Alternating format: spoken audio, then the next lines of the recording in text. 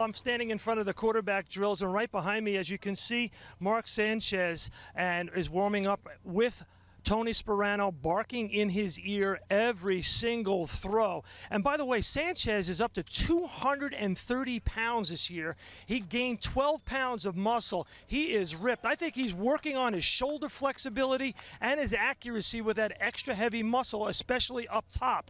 And that has been a problem for him. Behind me, Jaws, I hear Sparano saying over and over again, I want the receivers to go into their break, take the ball, and then take a picture. What does that mean, Jaws, when he wants the receiver to take a picture and then get out of his break with the football? What does that mean? Sal, he wants to secure the catch, number one, that the ball is in his hands, then tuck that football away. That's the picture you want, the picture in the receiver's head and the quarterback's head that it was an accurate throw. Take the picture, tuck the ball away, and take it up the field. So here's what as I watch Mark Sanchez right here, Mark has become very proficient with the little things in his game as he enters year 4. He looks people off. We're starting to see now the deeper throws down the field. Once again, an area where Mark Sanchez must get better, particularly on those early downs against base coverages when you're going to get the one-on-one matchups.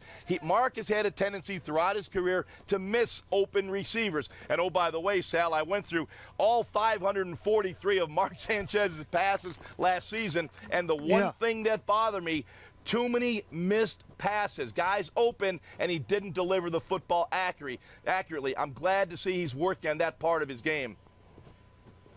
And what Sal, you can see now in these passing drills. Go ahead, Han, I'm sorry.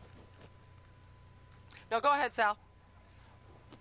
What we're seeing now in these passing drills is the deep ball. This is something that we didn't see a lot of last year with the New York Jets. As a matter of fact, they only had 2 pass completions of 40 or more yards, which was the second fewest in the National Football League to the St. Louis Rams. So it was really a problem. And one thing that Tony Sparano has preached over and over again in the OTAs and minicamps and now in the first 4 days of training camp is they are going to stretch the field.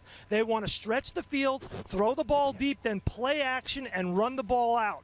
They want the safeties to be preoccupied with the receivers down the field, get them off the line of scrimmage so then they can go back to pounding ground. And you see him throwing a lot of deep in cuts, Hannah, and that means when you have the ball in your hands as a quarterback, and Jaws will tell you this, when you have a lot of in cuts and deep balls, your offensive line better protect you because you're holding the ball for a second or a half a second longer. Now, Hannah, about Darrelle Revis, he's on the other side of the field with the defensive guys. They're still doing individual work. He's out on the field, helmet on. We will see whether he comes out during those team drills.